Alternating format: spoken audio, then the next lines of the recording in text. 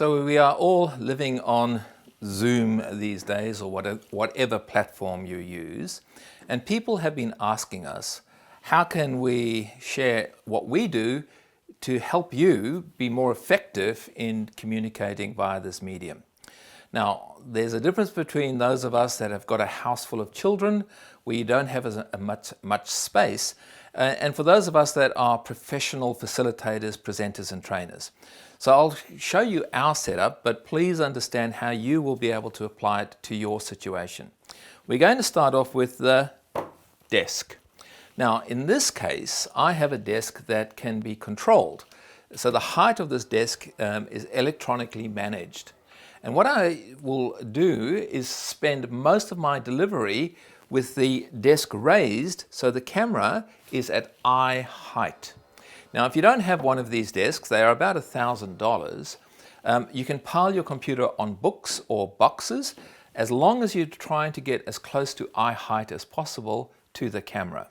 Your desk space obviously needs to have only the things that are going to support you for your meeting, for your session, or for your delivery. So that's the desk. Let's now talk about sound. Now, in sound, what I use my earbuds. Now, the earbuds here are purely for input, so I can hear what people are saying, but I use this microphone, this blue microphone here, for my output. I also have plugged in a backup lapel, which is plugged straight into the computer, but I rely on this one to be my primary sound going to the audience, and I use my earbuds to listen to what people are saying. Obviously, with having the AirPods, I can move around without having long cables to distract me. So that's sound. Let's talk about the visuals, the camera. Now, as you can see, I have a camera clipped to the top of my computer.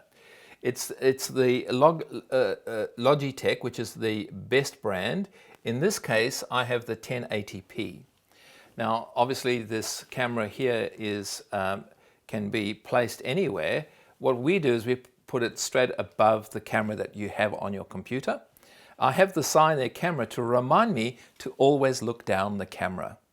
When I'm presenting, if I look into the camera, it creates a virtual connection with the audience.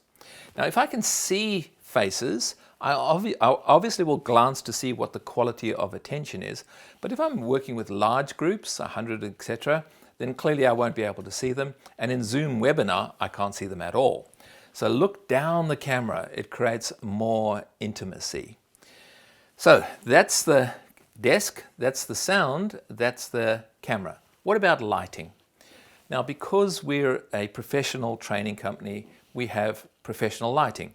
I have these box lights here. These two on either side will light the space, and I have one straight behind the computer which lights my face. Now, if you don't have box lighting, and for many of you, we don't need this, the simple principle is make sure your light source is behind the computer. You've seen so many people sitting with the windows behind them and they just become a silhouette.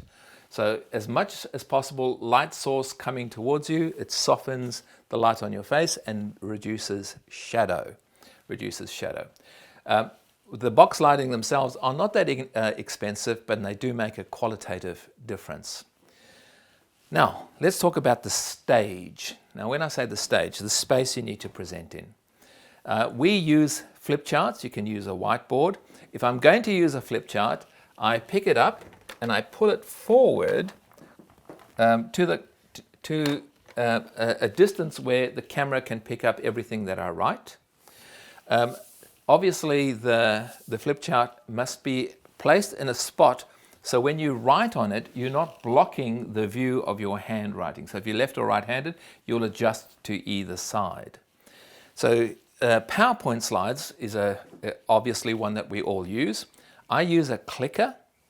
This helps me navigate so I can be presenting from here, and just by a click I can move the screen without having to step forward to press the advance button or click the mouse. If you have one of these, it can add a qualitative difference. And finally, we always say, have your backups. In this case, I have a big clock to keep me on track. I also have a backup laptop with the PowerPoint loaded, just in case this one fails. And I also have an iPad if I'm going to toggle between my screen and iPad for drawing if I'm not using a flip chart. So here you can see the entire setup. Tailor it to your particular context. If you can, angle things towards a corner. The reason being is that if there is a corner background, it draws the eye to you rather than a flat background which is uninteresting. A lot of people are putting plants and bookcases and so on. Something that's not going to be visually distracting is the idea. And if you can also use virtual backgrounds appropriately, try and do that onto a green screen if you have that luxury. So here's the setup, and I trust that that gives you something to work with in your situation as we all try and make sense of this time together so we can take the Z out of Zoom and get people engaged.